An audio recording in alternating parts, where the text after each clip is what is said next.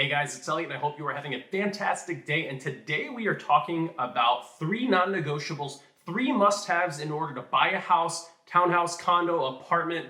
You get the idea.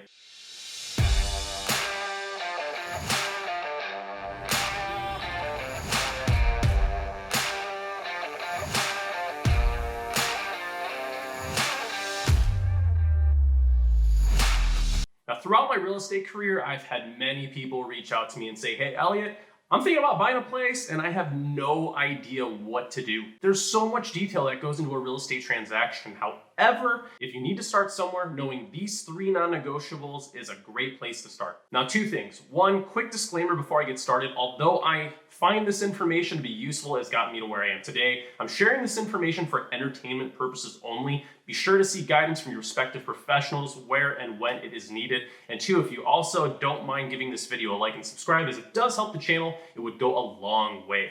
Okay, now let's dive right in. Number 1 is cash on hand. When buying a house, you have 2 ways of paying for it. You could either pay cash, which would make life a million times easier, or you can do what most people do, get a loan and pay a mortgage. Whichever method you're going to go with, you're going to encounter some closing costs such as mortgage insurance, homeowners insurance, appraisal fees, property taxes, the list goes on. And if you go the financing route, you'll most likely require a down payment in addition to your closing costs. Now you might be thinking, hey Elliot, you're not exactly telling me how much I need to save in order to buy, and you're absolutely right, because the purpose of this video is I want to keep things short and simple. To play it safe, I'd recommend having at least 10 grand to put aside for closing costs, plus the cost of your down payment. If your lender requires you to put 5% down, do the math, $5K on a $100,000 house, $10K on a $200,000 house, and so on. At the end of the day, consult with your lender or your financial expert and make sure you do not go house broke. Now, the second non-negotiable is great credit. Well, at least for me, when I'm buying a house, I prefer good credit. You should strive to have the best credit possible, to have access to better loan terms, loan options, and most importantly, low interest rates. Why spend more money than you have to? Why limit yourself when you're in control of your own credit history?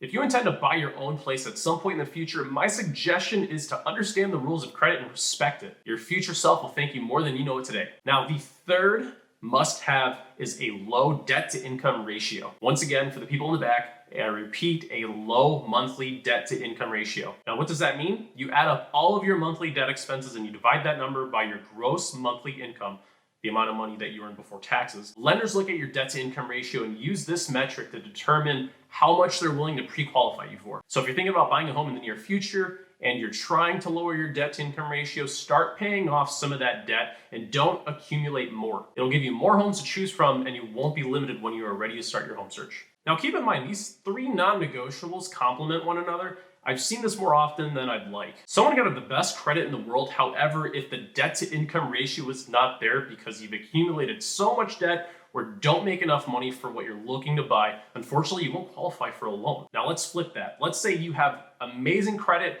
the income, no debt, yet no cash to cover closing costs, or the down payment, the same result. There's so much financial planning that goes into purchasing a home. The earlier you get started and you prepare, the quicker you can make the proper adjustments to qualify for what we want. I want to thank you for taking the time to watch this video. And if you found something of value, give this video a like. Once again, it does help grow the channel. And if you have any questions, leave a comment down below and I will see you on the next video.